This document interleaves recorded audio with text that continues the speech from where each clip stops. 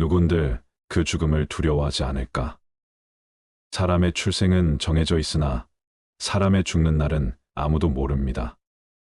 선뜻 죽음을 받아들일 수 있을 정도의 사람이라면 용기 있다기보다는 아마도 어느 정도의 긴 고통의 시간을 지나와서 체념 상태라야 겨우 받아들여지지 않을까 하는 생각이 듭니다. 이 생에 미련이 많아 죽기 싫어 아무리 애써도 소용없고 결국 죽음을 맞이해야 하는 상황에 부딪힌다면 공포와 두려움과 서글픔 속에서 허우적대며 죽음을 맞이할 것 같지 않나요? 죽음을 잘 준비하는 방법은 무엇일까요? 그것은 바로 지금 인생을 잘 사는 방법이다. 그렇다면 인생을 잘 사는 방법은 어떻게 사는 것일까요? 사람마다 인생관에 따라 삶의 가치가 다양할 것이다. 아름답게 늙고 방탕하지 않으며 이기적이지 않고 감사하며 후회 없이 살았다고 얘기할 수 있을 만큼 살 수만 있다면 자신의 커다란 인생 성공담이 될 것 같습니다. 죽음을 앞둔 어떤 사람들은 죽는 순간에 과거에 왜 그렇게 사소한 일에 근심하고 고민하며 살았을까 하고 후회를 많이 한다는 얘기를 들었어요. 오늘은 후회하지 않는 인생을 위한 죽음을 잘 맞이하는 지혜에 대하여 말씀드리겠습니다. 살아가면서 우리는 괴로운 상황에 부딪히거나 고민에 빠지는 경우가 비일비재합니다. 석가모니의 말처럼 삶은 온통 괴로움의 연속인 것처럼 느껴질 때도 있습니다. 좋은 삶은 어떤 삶일까? 저는 두려움이 없는 삶이라 생각합니다. 삶과 죽음의 경계는 찰나지간이라고 합니다. 중생에게 있어서 삶과 죽음은 결코 하나일 수가 없다. 중생에게 삶은 여전히 지속되어야 하는 것이며 죽음은 거부할 수 없는 공포와 두려움일 뿐이다. 삶과 죽음은 둘이 아니라 하나이며 죽음이 우리 삶과 결코 분리될 수 없다는 말은 그저 말일 뿐 그들은 살려고 몸부림치며 죽어가는 육신을 부둥켜 안고 울 뿐이다. 사람들은 살아있을 때 죽을 것을 전혀 생각하지 않고 살지만 죽음의 그림자가 드리워지면 그것을 피하지 못하고 결국 호흡 한 번 사이에 생을 마감한다. 그러니 부질없는 제 생명의 애착을 갖기보다는 무상의 신속함을 알아 불생불멸과 인과보응의 이치를 공부해야 한다는 말이다. 사람의 삶과 죽음의 경계는 찰나지간에 있다. 사람의 생사는 눈을 떴다, 감았다 하는 것과도 같고 숨을 들이쉬었다, 내쉬었다 하는 것과도 같고 잠이 들었다 깼다 하는 것과도 같나니 그 조만의 차이는 있을지언정 이치는 같은 바로서 생사가 원래 둘이 아니요 생멸이 원래 없는지라. 살아가면서 우리가 가장 불안하고 두려워하는 건 분명 죽음의 것이다. 태어나기 전에도 아무것도 없었고 죽은 후에도 아무것도 없어서 없기는 마찬가지인데 태어나기 전엔 두려워하지 않으면서 죽은 후는 두려워하는 게 인간이다. 죽음을 두려워하는 것은 곧 죽음에 대한 생각을 두려워하는 것이다. 죽음에 대한 자신의 상상을 두려워하는 것이다. 알 수 없는 세계를 두려워하고 생각이 없는 미래를 두려워하는 것이다. 더운 여름은 여기서 살고 추운 겨울은 여기서 살자며 어리석은 사람은 마음이 바빠 죽음이 다가오는 것도 모르고 있다. 사람들은 식구에게 마음이 팔려 괴로움마저 알아보지 못한다. 죽음은 문득 다가오는 이에 물결이 빠르게 흘러 모여드는 것과 같다. 자식이 있어도 믿을 건 못 되고 부모 역시 마찬가지다. 죽음에 의해 내몰릴 때는 어떤 친한 사람도 도움되지 않는다. 지혜 있는 사람이면 이 뜻을 알아 삼가 몸을 닦아 개를 지키고 부지런히 열반의 길을 갈치니 마침내 온갖 괴로움은 없어질 것이다. 산다는 것은 곧 죽는다는 뜻이며 죽음을 향해서 간다는 뜻이다. 생이 있는 한 죽음은 필연적인 것으로 그 어떤 경우도 죽음을 부정하거나 거부할 수는 없다. 사람은 태어났기 때문에 필연적으로 죽음을 동반한다. 천상에서의 수명은 길기는 하지만 거기에 사는 존재들도 결국은 죽음을 면할 수 없다. 또한 죽음은 멀리 있는 것이 아니라 지금 이 순간에도 함께하고 단 한 번의 숨 사이 마지막 한 호흡 사이에 있다. 죽음이란 그런 것이다. 불쑥 나타나서 사람들을 놀라게도 하고 때로는 사람들을 놀라게 하는 일도 없이 갑자기 죽음의 구렁으로 쓸어가 버리고 만다. 그래서 사람들은 노인에게는 목전의 젊은이에게는 배우의 죽음이 도사리고 있다고 말하는 것이다. 그러나 죽음은 인생의 어두운 일면이 아니다. 삶과 죽음을 별개의 것으로 인식하면서 존재의 영속성에 집착할 때 죽음은 고통의 근원이 된다. 붓다의 몸이라 할지라도 일체무상이라는 사물의 보편적 법칙을 어길 수 없다. 하지만 죽는 순간까지 의식이 깨어있음을 통해 죽음을 극복한다. 그때의 죽음은 더 이상 고통도 두려움도 아니다. 죽음의 극복이란 죽음에 대한 바른 인식을 가지는 것이다. 죽음에 관한 붓다의 가르침 역시 지극히 평범하다. 죽음의 극복을 위한 부활의 메시지도 영생의 약속도 없다. 붓다는 죽음은 누구도 피할 수 없는 생의 필연적 과정이라고 우리들에게 가르친다. 불교의 수행 방법 중 염사가 바로 죽음에 대해 항상 생각하는 것이다. 염사는 부정관보다 더 근본적인 수행법이다. 그러면 염사는 어떻게 해야 할까? 첫째, 항상 누구나 반드시 죽으며 수명이 줄어들 수는 있어도 늘어날 수는 없음을 생각하는 것이다. 둘째, 언제 죽을지는 정해진 것이 아니며 언제든 죽을 수 있음을 항상 염두에 두어야 한다. 그래서 부처도 목숨은 숨을 한 번 들이마시고 한 번 내쉬는 사이에 있다라고 하였다.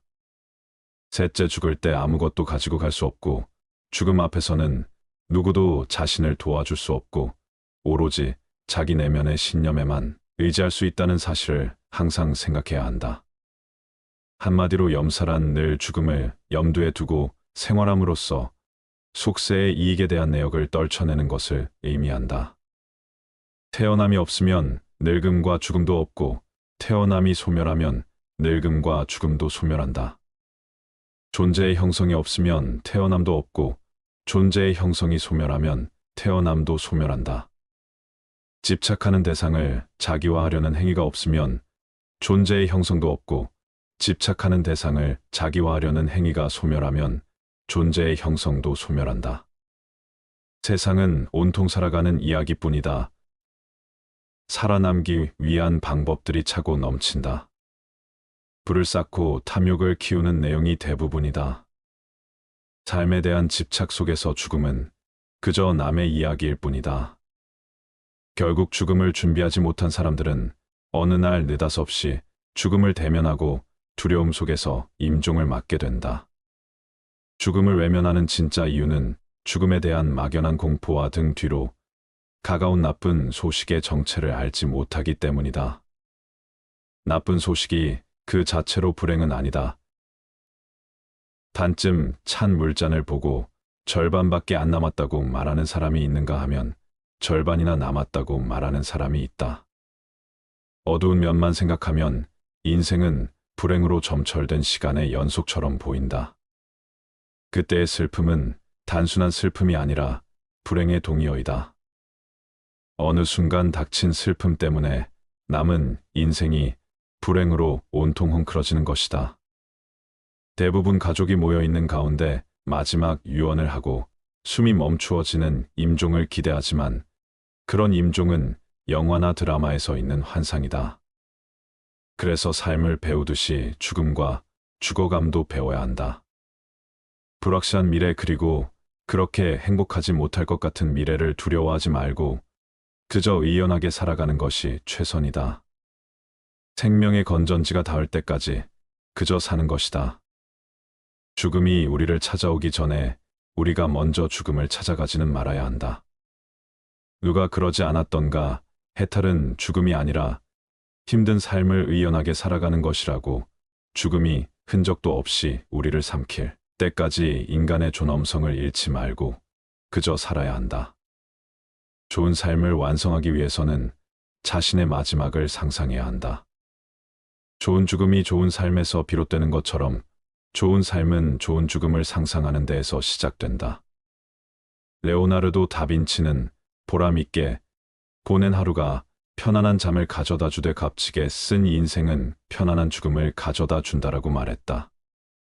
성실하게 삶을 산 사람은 후회도 없을 뿐더러 마지막 순간조차도 편안한 법이다. 죽음을 삶의 한 과정으로 받아들이고 존엄한 죽음 품이 있는 죽음도 준비해야 한다. 죽음은 피한다고 우리와 무관해질 수 없다. 우리는 언제 어디서 죽음과 마주하게 될지 아무도 알지 못한다.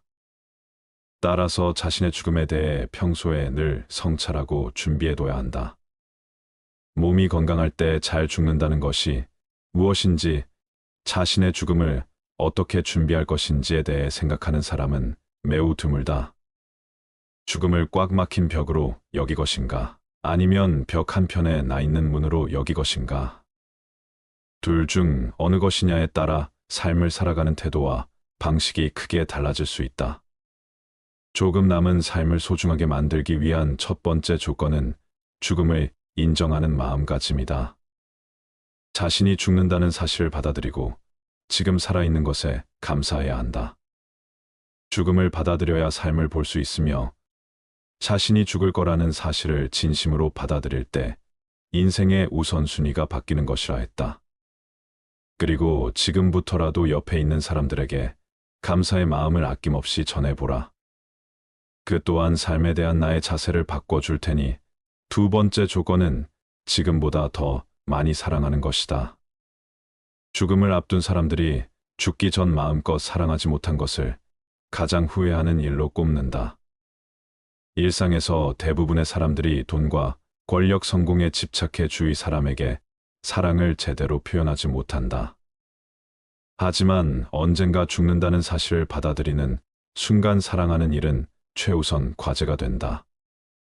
죽음은 예고 없이 찾아오기 때문이다. 아껴뒀던 물건이나 돈을 적절한 곳에 소비하는 것도 같은 맥락이다. 자신과 사랑하는 사람들의 기념일을 챙기고 행복한 시간을 보내는 것도 사랑을 표현하는 좋은 방법이다. 세 번째 조건은 하고 싶었던 일을 망설이지 말고 하는 것이다. 내 인생은 마지막 장에 와 있다. 이렇게 되뇌이며 불처럼 살아가라. 활활 타오르는 열정으로 살아가라. 절실하게 살아가라.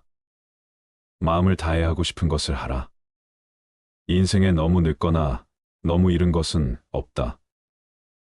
언제든 새로 시작할 수도 있다. 남을 위해 실컷 살아왔으니 적어도 남은 생애 동안에는 나를 위해 실컷 살아보자.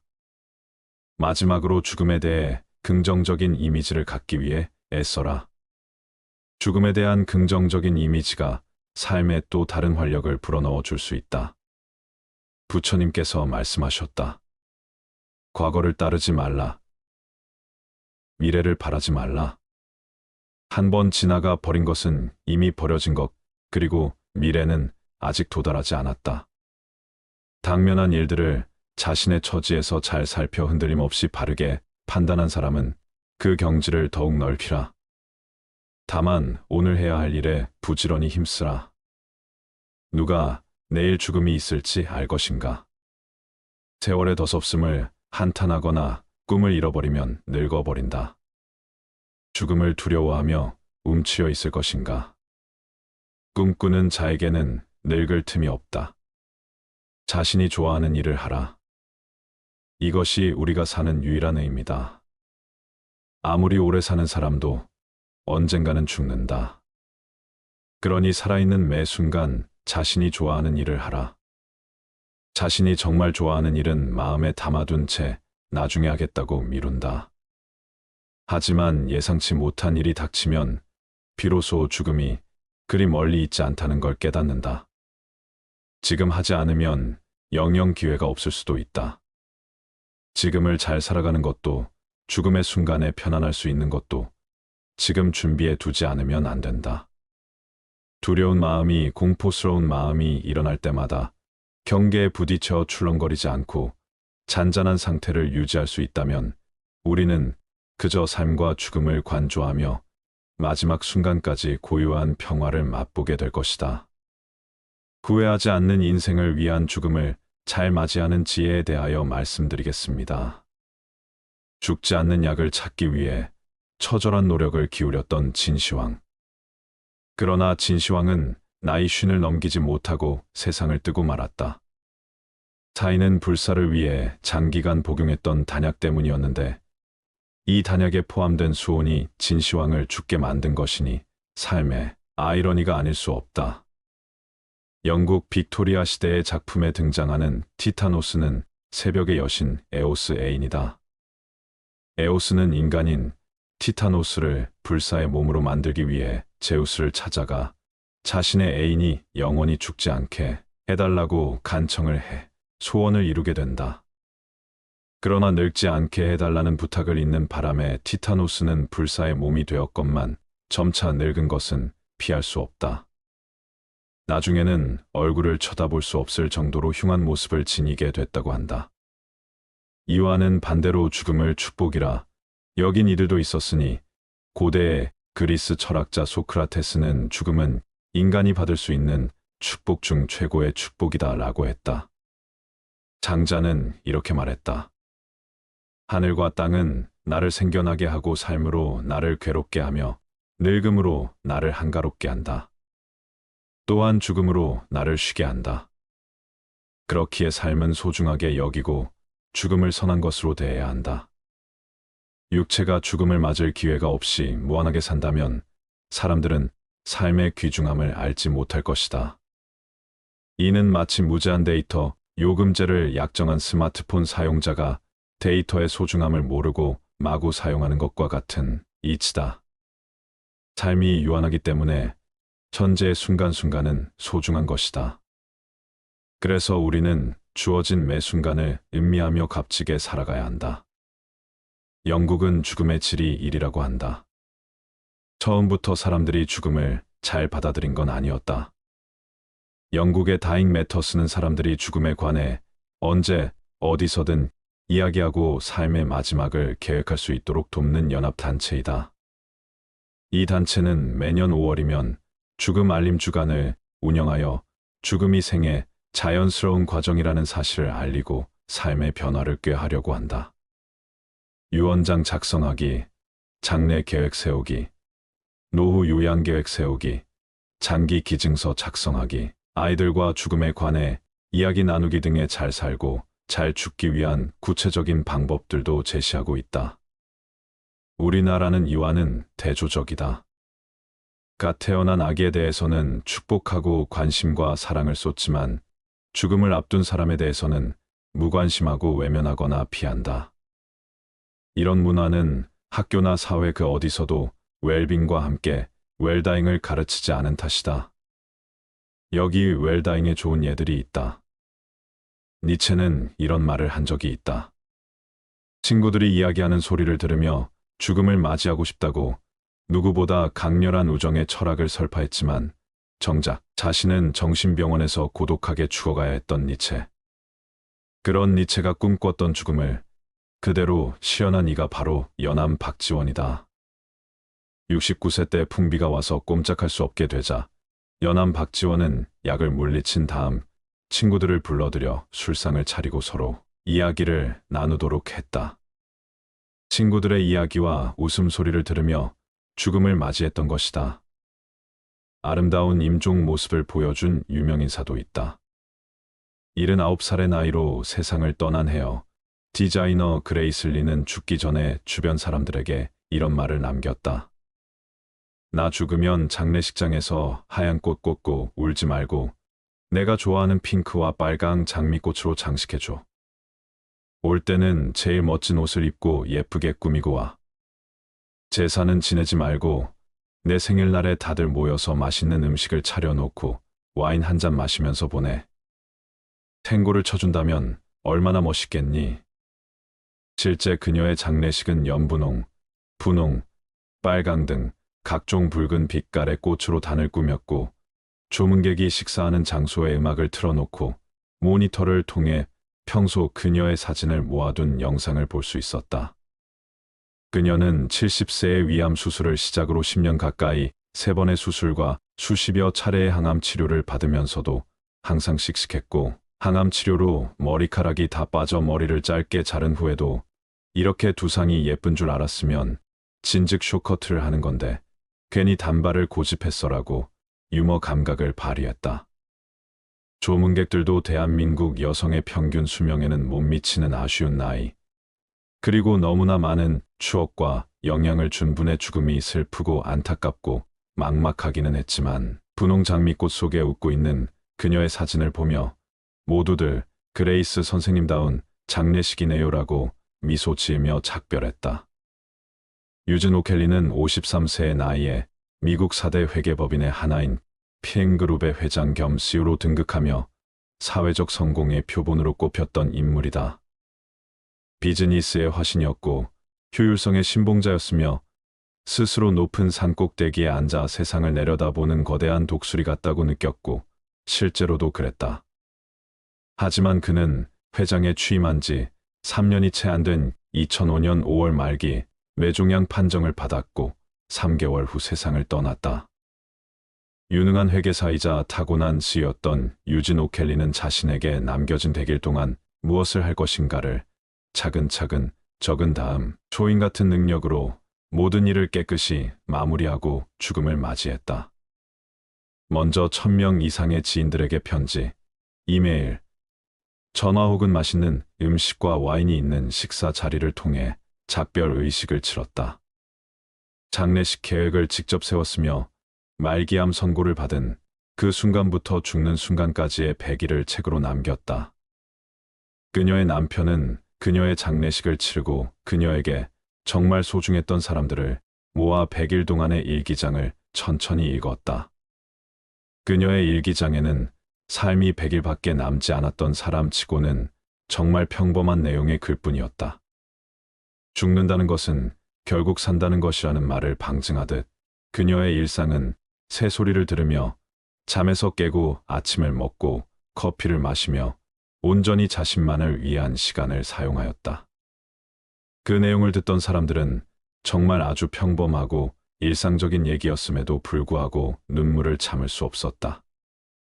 사실 그 사람들 중에는 그녀에게 혹독하게 혼나던 부하 직원도 있었다. 그 부하 직원도 눈물을 참지 못하고 결국 울음을 터뜨렸다. 그녀는 자신의 지인들에게 이렇게 조언했다. 매 순간을 살아라. 단순한 생활을 즐겨라. 현재라는 완벽한 순간을 음미할 뿐 아니라 스스로 그런 순간을 만들어내라고 조언했다. 지금은 불시에 찾아오고 이별의 순간은 언제나 후회로 가득하다.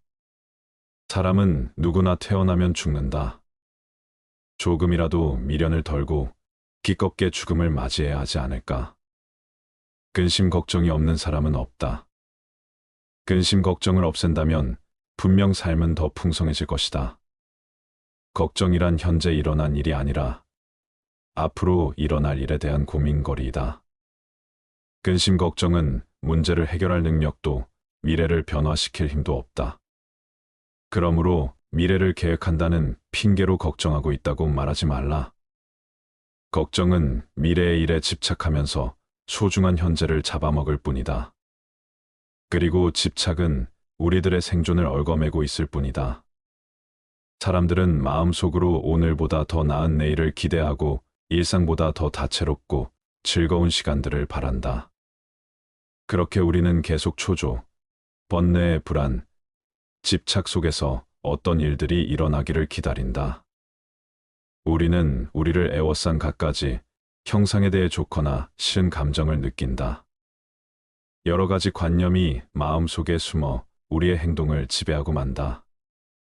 어떻게 하면 걱정 없이 집착 없이 이 자리에서 편히 머물 수 있을까? 눈앞에 있는 사람이 아무리 싫어도 그를 사라지게 만들 수는 없다. 하지만 그를 관조하며 자신이 왜 그를 싫어하는지 곰곰이 생각해보고 그를 싫어하는 자신의 태도를 바꿀 수는 있다. 누가 내게 어떤 행동을 하든 그것은 그저 인연일 뿐이고 언젠가는 반드시 사라질 허망한 현상이며 내 마음을 어지럽힐 수 없다. 반대로 눈앞에 있는 꽃이 아무리 향기롭고 아름다워도 그것을 영원히 가질 수는 없다. 하지만 그것이 절대적으로 고립된 존재가 아니라 인연의 결과임을 관주할 수는 있다. 그것이 천천히 시들어 사라질 것임을 안다면 눈앞의 아름다움에 마음이 흔들리지 않을 것이다. 사람이든 꽃이든 아니면 다른 무엇이든 차분히 바라본다면 그것에 유혹되어 휘둘리지 않을 수 있다. 부처가 말하는 집착하지 않음은 내려놓음이다. 마음을 일으키되 머무는 바가 없는 것이다. 존재하는 모든 것에 이련을 갖지 않고 집착하지 않으므로 마음이 물처럼 흐르는 것이다. 그러나 마음을 일으키되 머무는 바가 없어야 한다고 했지만 우리는 대부분 마음이 일어나면 그곳에 머문다. 머릿속을 텅 비운다는 것이 가능할까? 생각이 일어나지 않기를 바라거나 생각이 멈추기를 바란다고 해서 그렇게 되는 게 아니다. 생각은 그냥 떠올라 이리저리 떠돌아다닌다. 그런데 생각은 단지 생각일 뿐 현실이 아니므로 믿을게 못 된다. 삶이 힘든 이유는 생각과 함께 하면서 그것과 싸우기 때문이다. 생각은 또 생각을 먹고 산다. 시도 때도 없이 뒤범벅되어 일어나기 때문에 생각을 없애려고 하면 할수록 생각만 가중된다. 생각이 일어나면 저항하지 않고 따라가지 않고 휘둘리지 않고 한 걸음 물러서서 강 건너불 보듯이 그냥 지켜보기만 하라. 그러면 생각의 힘은 약해진다. 부정적인 생각이 일어나더라도 저항하지 않고 그저 바라보기만 한다면 그 생각이 그리 자주 찾아오지는 않을 것이다. 저항하기 때문에 괴로움이 생기는 것이다. 생각은 또 다른 생각과 비교해서 일어난다. 비교하지 않으면 어떤 것도 긍정적이지도 않고 부정적이지도 않다. 불안을 없애려고 애쓰지 않으면 불안도 그리 자주 찾아오지 않는다. 그냥 오가게 내버려둬라. 기대와 두려움이 만든 환상과 용감히 마주하라. 모든 법이라는 것은 꿈이나 환상 그림자와 같고 이슬과 같으며 또한 번개와 같으니 마땅히 이처럼 보아야 할 것이다. 생각이 사라지면 어떻게 되는가? 애고가 소멸되고 마음의 소음이 사라지고 집착이 떨어져 나가고 과거와 미래가 없어져 지금 이 순간에 머물고 고락과 생사가 없는 중도에 이른다. 절대적으로 틀린 것도 절대적으로 옳은 것도 없다. 모든 것은 그때그때의 상황에 따라 달라진다. 세상에는 무궁무진하게 많은 것들이 존재한다. 눈에 보이는 모든 것들이 수시로 바뀌고 눈에 보이지 않는 것들이 무궁무진하게 있음을 안다면 그때 비로소 자아의 비좁은 세상에 얽매이지 않을 수 있다. 사람마다 인생관에 따라 삶의 가치가 다양할 것이다. 아름답게 늙고 방탕하지 않으며 이기적이지 않고 감사하며 후회 없이 살았다고 얘기할 수 있을 만큼 살 수만 있다면 자신의 커다란 인생 성공담이 될 것 같습니다.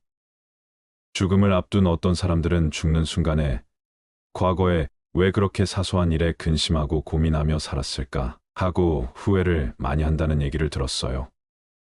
살아가면서 우리는 괴로운 상황에 부딪히거나 고민에 빠지는 경우가 비일비재합니다. 석가모니의 말처럼 삶은 온통 괴로움의 연속인 것처럼 느껴질 때도 있습니다. 좋은 삶은 어떤 삶일까? 저는 두려움이 없는 삶이라 생각합니다. 삶과 죽음의 경계는 찰나지간이라고 합니다. 중생에게 있어서 삶과 죽음은 결코 하나일 수가 없다. 중생에게 삶은 여전히 지속되어야 하는 것이며 죽음은 거부할 수 없는 공포와 두려움일 뿐이다. 삶과 죽음은 둘이 아니라 하나이며 죽음이 우리 삶과 결코 분리될 수 없다는 말은 그저 말일 뿐 그들은 살려고 몸부림치며 죽어가는 육신을 부둥켜 안고 울 뿐이다. 사람들은 살아있을 때 죽을 것을 전혀 생각하지 않고 살지만 죽음의 그림자가 드리워지면 그것을 피하지 못하고 결국 호흡 한 번 사이에 생을 마감한다. 그러니 부질없는 제 생명의 애착을 갖기보다는 무상의 신속함을 알아 불생불멸과 인과보응의 이치를 공부해야 한다는 말이다. 사람의 삶과 죽음의 경계는 찰나지간에 있다. 사람의 생사는 눈을 떴다, 감았다 하는 것과도 같고, 숨을 들이쉬었다, 내쉬었다 하는 것과도 같고, 잠이 들었다 깼다 하는 것과도 같나니, 그 조만의 차이는 있을지언정 이치는 같은 바로서 생사가 원래 둘이 아니요 생멸이 원래 없는지라. 살아가면서 우리가 가장 불안하고 두려워하는 건 분명 죽음의 것이다. 태어나기 전에도 아무것도 없었고 죽은 후에도 아무것도 없어서 없기는 마찬가지인데 태어나기 전엔 두려워하지 않으면서 죽은 후는 두려워하는 게 인간이다. 죽음을 두려워하는 것은 곧 죽음에 대한 생각을 두려워하는 것이다. 죽음에 대한 자신의 상상을 두려워하는 것이다. 알 수 없는 세계를 두려워하고 생각이 없는 미래를 두려워하는 것이다. 더운 여름은 여기서 살고 추운 겨울은 여기서 살자며 어리석은 사람은 마음이 바빠 죽음이 다가오는 것도 모르고 있다. 사람들은 식구에게 마음이 팔려 괴로움마저 알아보지 못한다. 죽음은 문득 다가오는 이에 물결이 빠르게 흘러 모여드는 것과 같다. 자식이 있어도 믿을 건 못 되고 부모 역시 마찬가지다. 죽음에 의해 내몰릴 때는 어떤 친한 사람도 도움되지 않는다. 지혜 있는 사람이면 이 뜻을 알아 삼가 몸을 닦아 개를 지키고 부지런히 열반의 길을 갈치니 마침내 온갖 괴로움은 없어질 것이다. 산다는 것은 곧 죽는다는 뜻이며 죽음을 향해서 간다는 뜻이다. 생이 있는 한 죽음은 필연적인 것으로 그 어떤 경우도 죽음을 부정하거나 거부할 수는 없다. 사람은 태어났기 때문에 필연적으로 죽음을 동반한다. 천상에서의 수명은 길기는 하지만 거기에 사는 존재들도 결국은 죽음을 면할 수 없다. 또한 죽음은 멀리 있는 것이 아니라 지금 이 순간에도 함께하고 단 한 번의 숨 사이 마지막 한 호흡 사이에 있다. 죽음이란 그런 것이다. 불쑥 나타나서 사람들을 놀라게도 하고 때로는 사람들을 놀라게 하는 일도 없이 갑자기 죽음의 구렁으로 쓸어가 버리고 만다. 그래서 사람들은 노인에게는 목전의 젊은이에게는 배우의 죽음이 도사리고 있다고 말하는 것이다. 그러나 죽음은 인생의 어두운 일면이 아니다. 삶과 죽음을 별개의 것으로 인식하면서 존재의 영속성에 집착할 때 죽음은 고통의 근원이 된다. 붓다의 몸이라 할지라도 일체무상이라는 사물의 보편적 법칙을 어길 수 없다. 하지만 죽는 순간까지 의식이 깨어있음을 통해 죽음을 극복한다. 그때의 죽음은 더 이상 고통도 두려움도 아니다. 죽음의 극복이란 죽음에 대한 바른 인식을 가지는 것이다. 죽음에 관한 붓다의 가르침 역시 지극히 평범하다. 죽음의 극복을 위한 부활의 메시지도 영생의 약속도 없다. 붓다는 죽음은 누구도 피할 수 없는 생의 필연적 과정이라고 우리들에게 가르친다. 불교의 수행 방법 중 염사가 바로 죽음에 대해 항상 생각하는 것이다. 염사는 부정관보다 더 근본적인 수행법이다. 그러면 염사는 어떻게 해야 할까? 첫째, 항상 누구나 반드시 죽으며 수명이 줄어들 수는 있어도 늘어날 수는 없음을 생각하는 것이다. 둘째, 언제 죽을지는 정해진 것이 아니며 언제든 죽을 수 있음을 항상 염두에 두어야 한다. 그래서 부처도 목숨은 숨을 한 번 들이마시고 한 번 내쉬는 사이에 있다라고 하였다. 셋째, 죽을 때 아무것도 가지고 갈 수 없고 죽음 앞에서는 누구도 자신을 도와줄 수 없고 오로지 자기 내면의 신념에만 의지할 수 있다는 사실을 항상 생각해야 한다. 한마디로 염사란 늘 죽음을 염두에 두고 생활함으로써 속세의 이익에 대한 내역을 떨쳐내는 것을 의미한다. 태어남이 없으면 늙음과 죽음도 없고 태어남이 소멸하면 늙음과 죽음도 소멸한다. 존재의 형성이 없으면 태어남도 없고 존재의 형성이 소멸하면 태어남도 소멸한다. 집착하는 대상을 자기화하려는 행위가 없으면 존재의 형성도 없고 집착하는 대상을 자기화하려는 행위가 소멸하면 존재의 형성도 소멸한다. 세상은 온통 살아가는 이야기뿐이다. 살아남기 위한 방법들이 차고 넘친다. 불을 쌓고 탐욕을 키우는 내용이 대부분이다. 삶에 대한 집착 속에서 죽음은 그저 남의 이야기일 뿐이다. 결국 죽음을 준비하지 못한 사람들은 어느 날 느닷없이 죽음을 대면하고 두려움 속에서 임종을 맞게 된다. 죽음을 외면하는 진짜 이유는 죽음에 대한 막연한 공포와 등 뒤로 가까운 나쁜 소식의 정체를 알지 못하기 때문이다. 나쁜 소식이 그 자체로 불행은 아니다. 반쯤 찬 물잔을 보고 절반밖에 안 남았다고 말하는 사람이 있는가 하면 절반이나 남았다고 말하는 사람이 있다. 어두운 면만 생각하면 인생은 불행으로 점철된 시간의 연속처럼 보인다. 그때의 슬픔은 단순한 슬픔이 아니라 불행의 동의어이다. 어느 순간 닥친 슬픔 때문에 남은 인생이 불행으로 온통 헝클어지는 것이다. 대부분 가족이 모여 있는 가운데 마지막 유언을 하고 숨이 멈추어지는 임종을 기대하지만 그런 임종은 영화나 드라마에서 있는 환상이다. 그래서 삶을 배우듯이 죽음과 죽어감도 배워야 한다. 불확실한 미래 그리고 그렇게 행복하지 못할 것 같은 미래를 두려워하지 말고 그저 의연하게 살아가는 것이 최선이다. 생명의 건전지가 닿을 때까지 그저 사는 것이다. 죽음이 우리를 찾아오기 전에 우리가 먼저 죽음을 찾아가지는 말아야 한다. 누가 그러지 않았던가 해탈은 죽음이 아니라 힘든 삶을 의연하게 살아가는 것이라고 죽음이 흔적도 없이 우리를 삼킬 때까지 인간의 존엄성을 잃지 말고 그저 살아야 한다. 좋은 삶을 완성하기 위해서는 자신의 마지막을 상상해야 한다. 좋은 죽음이 좋은 삶에서 비롯되는 것처럼 좋은 삶은 좋은 죽음을 상상하는 데에서 시작된다. 레오나르도 다빈치는 보람 있게 보낸 하루가 편안한 잠을 가져다 주되 값지게 쓴 인생은 편안한 죽음을 가져다 준다라고 말했다. 성실하게 삶을 산 사람은 후회도 없을 뿐더러 마지막 순간조차도 편안한 법이다. 죽음을 삶의 한 과정으로 받아들이고 존엄한 죽음 품이 있는 죽음도 준비해야 한다. 죽음은 피한다고 우리와 무관해질 수 없다. 우리는 언제 어디서 죽음과 마주하게 될지 아무도 알지 못한다. 따라서 자신의 죽음에 대해 평소에 늘 성찰하고 준비해둬야 한다. 몸이 건강할 때 잘 죽는다는 것이 무엇인지, 자신의 죽음을 어떻게 준비할 것인지에 대해 생각하는 사람은 매우 드물다. 죽음을 꽉 막힌 벽으로 여기 것인가, 아니면 벽 한편에 나 있는 문으로 여기 것인가. 둘 중 어느 것이냐에 따라 삶을 살아가는 태도와 방식이 크게 달라질 수 있다. 조금 남은 삶을 소중하게 만들기 위한 첫 번째 조건은 죽음을 인정하는 마음가짐이다.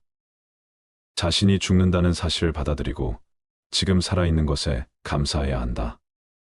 죽음을 받아들여야 삶을 볼 수 있으며 자신이 죽을 거라는 사실을 진심으로 받아들일 때 인생의 우선순위가 바뀌는 것이라 했다. 그리고 지금부터라도 옆에 있는 사람들에게 감사의 마음을 아낌없이 전해보라. 그 또한 삶에 대한 나의 자세를 바꿔줄 테니 두 번째 조건은 지금보다 더 많이 사랑하는 것이다. 죽음을 앞둔 사람들이 죽기 전 마음껏 사랑하지 못한 것을 가장 후회하는 일로 꼽는다. 일상에서 대부분의 사람들이 돈과 권력 성공에 집착해 주위 사람에게 사랑을 제대로 표현하지 못한다.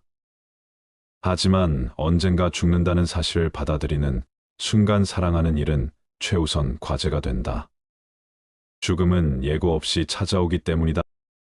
아껴뒀던 물건이나 돈을 적절한 곳에 소비하는 것도 같은 맥락이다.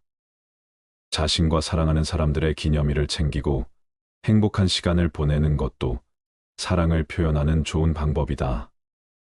세 번째 조건은 하고 싶었던 일을 망설이지 말고 하는 것이다. 내 인생은 마지막 장에 와 있다. 이렇게 되뇌이며 불처럼 살아가라. 활활 타오르는 열정으로 살아가라. 절실하게 살아가라. 마음을 다해 하고 싶은 것을 하라. 인생에 너무 늦거나 너무 이른 것은 없다. 언제든 새로 시작할 수도 있다. 남을 위해 실컷 살아왔으니 적어도 남은 생애 동안에는 나를 위해 실컷 살아보자.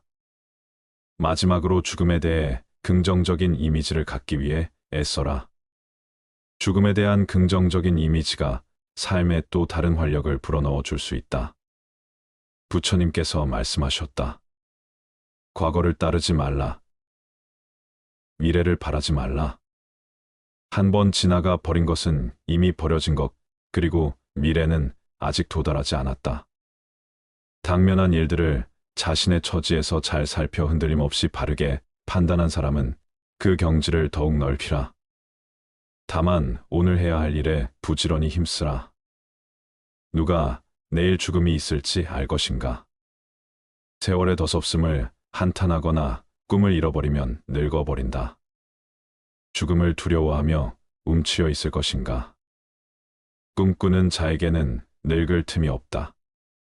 자신이 좋아하는 일을 하라. 이것이 우리가 사는 유일한 의미다. 아무리 오래 사는 사람도 언젠가는 죽는다. 그러니 살아있는 매 순간 자신이 좋아하는 일을 하라. 자신이 정말 좋아하는 일은 마음에 담아둔 채 나중에 하겠다고 미룬다. 하지만 예상치 못한 일이 닥치면 비로소 죽음이 그리 멀리 있지 않다는 걸 깨닫는다. 지금 하지 않으면 영영 기회가 없을 수도 있다. 지금을 잘 살아가는 것도 죽음의 순간에 편안할 수 있는 것도 지금 준비해 두지 않으면 안 된다. 두려운 마음이, 공포스러운 마음이 일어날 때마다 경계에 부딪혀 출렁거리지 않고 잔잔한 상태를 유지할 수 있다면 우리는 그저 삶과 죽음을 관조하며 마지막 순간까지 고요한 평화를 맛보게 될 것이다. 후회하지 않는 인생을 위한 죽음을 잘 맞이하는 지혜에 대하여 말씀드리겠습니다. 죽지 않는 약을 찾기 위해 처절한 노력을 기울였던 진시황. 그러나 진시황은 나이 쉰을 넘기지 못하고 세상을 뜨고 말았다. 사인은 불사를 위해 장기간 복용했던 단약 때문이었는데 이 단약에 포함된 수온이 진시황을 죽게 만든 것이니 삶의 아이러니가 아닐 수 없다. 영국 빅토리아 시대의 작품에 등장하는 티타노스는 새벽의 여신 에오스 애인이다. 에오스는 인간인 티타노스를 불사의 몸으로 만들기 위해 제우스를 찾아가 자신의 애인이 영원히 죽지 않게 해달라고 간청을 해 소원을 이루게 된다. 그러나 늙지 않게 해달라는 부탁을 잇는 바람에 티타노스는 불사의 몸이 되었건만 점차 늙은 것은 피할 수 없다. 나중에는 얼굴을 쳐다볼 수 없을 정도로 흉한 모습을 지니게 됐다고 한다.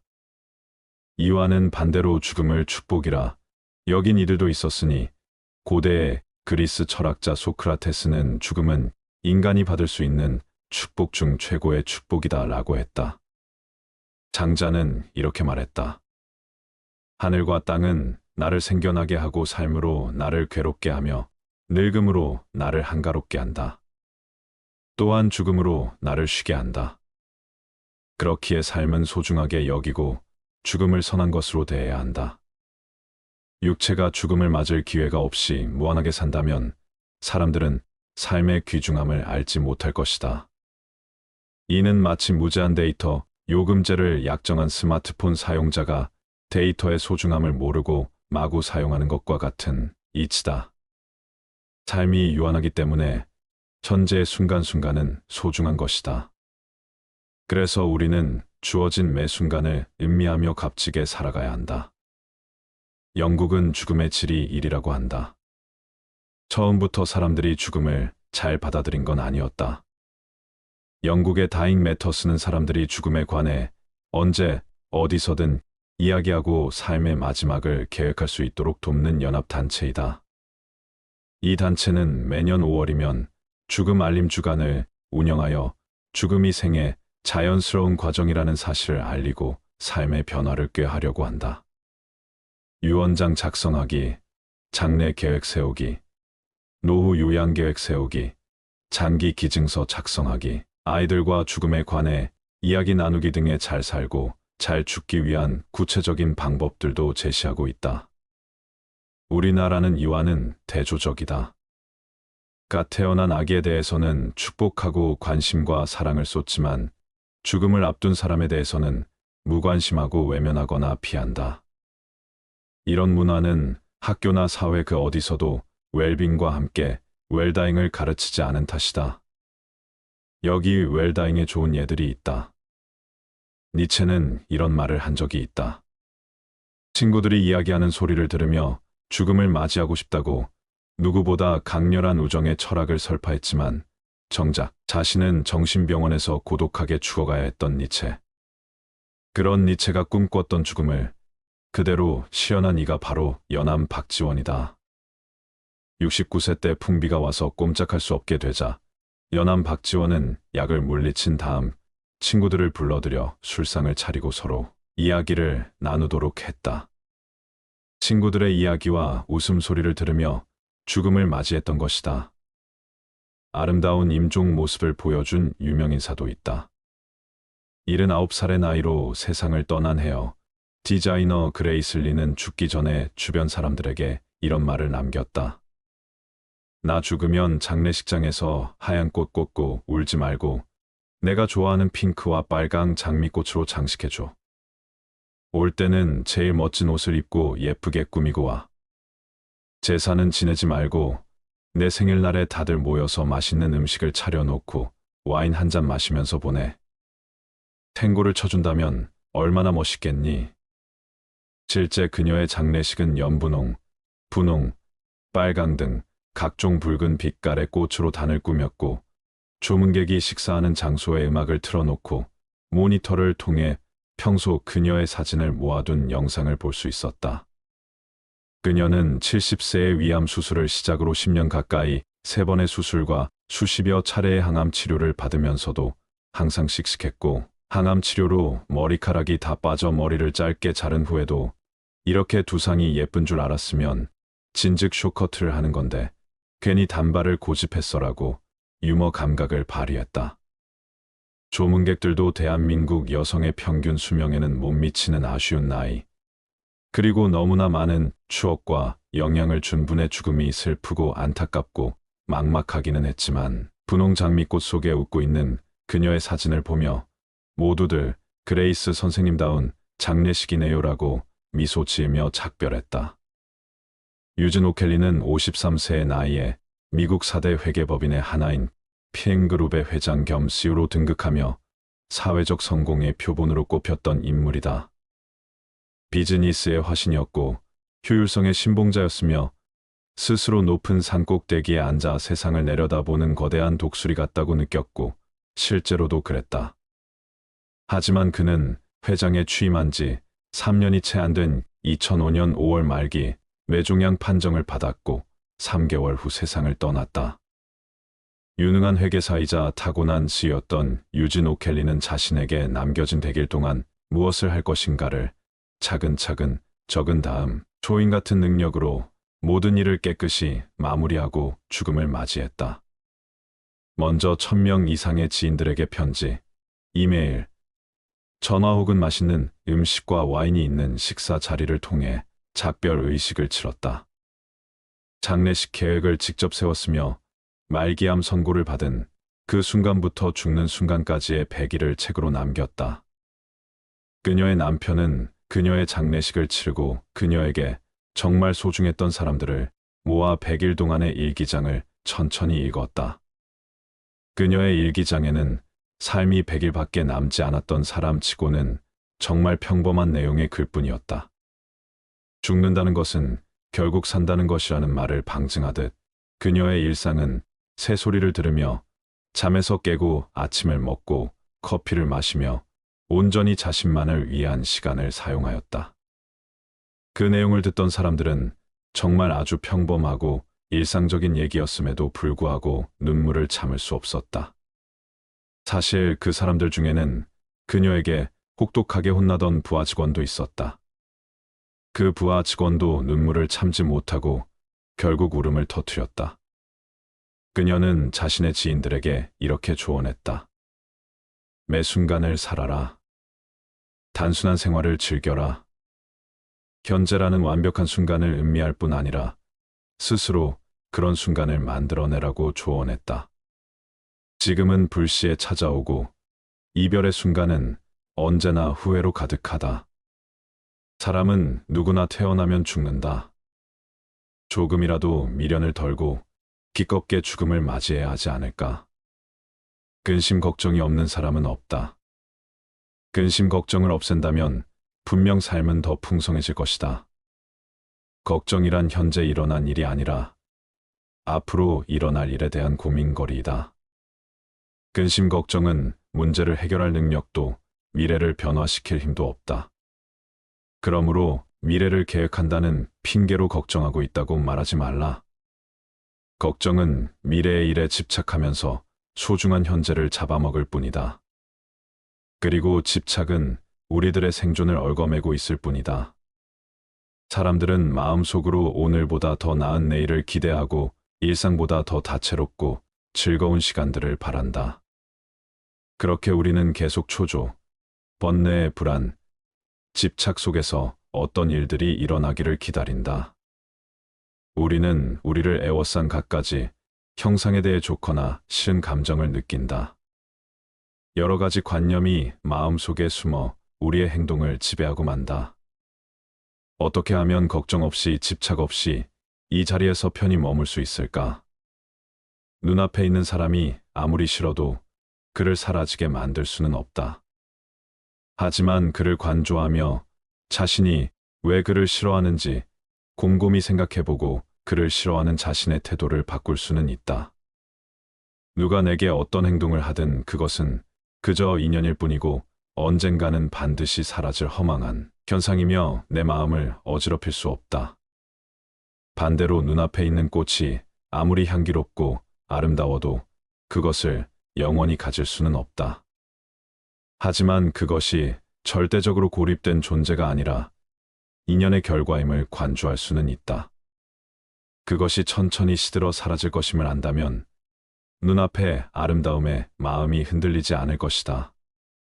사람이든 꽃이든 아니면 다른 무엇이든 차분히 바라본다면 그것에 유혹되어 휘둘리지 않을 수 있다. 부처가 말하는 집착하지 않음은 내려놓음이다.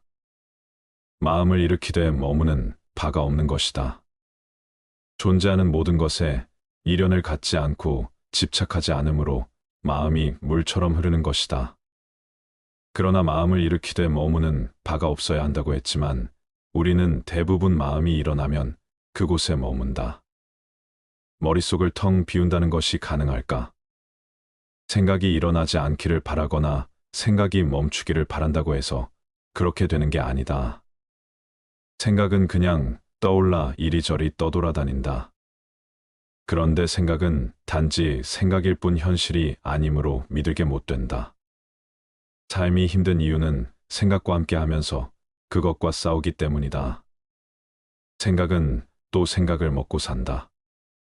시도 때도 없이 뒤범벅되어 일어나기 때문에 생각을 없애려고 하면 할수록 생각만 가중된다.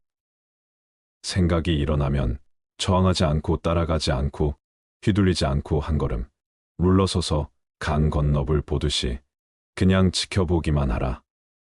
그러면 생각의 힘은 약해진다. 부정적인 생각이 일어나더라도 저항하지 않고 그저 바라보기만 한다면 그 생각이 그리 자주 찾아오지는 않을 것이다. 저항하기 때문에 괴로움이 생기는 것이다. 생각은 또 다른 생각과 비교해서 일어난다. 비교하지 않으면 어떤 것도 긍정적이지도 않고 부정적이지도 않다. 불안을 없애려고 애쓰지 않으면 불안도 그리 자주 찾아오지 않는다. 그냥 오가게 내버려둬라. 기대와 두려움이 만든 환상과 용감히 마주하라. 모든 법이라는 것은 꿈이나 환상 그림자와 같고 이슬과 같으며 또한 번개와 같으니 마땅히 이처럼 보아야 할 것이다.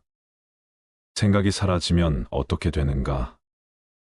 에고가 소멸되고 마음의 소음이 사라지고 집착이 떨어져 나가고 과거와 미래가 없어져 지금 이 순간에 머물고 고락과 생사가 없는 중도에 이른다. 절대적으로 틀린 것도 절대적으로 옳은 것도 없다. 모든 것은 그때그때의 상황에 따라 달라진다. 세상에는 무궁무진하게 많은 것들이 존재한다. 눈에 보이는 모든 것들이 수시로 바뀌고 눈에 보이지 않는 것들이 무궁무진하게 있음을 안다면 그때 비로소 자아의 비좁은 세상에 얽매이지 않을 수 있다.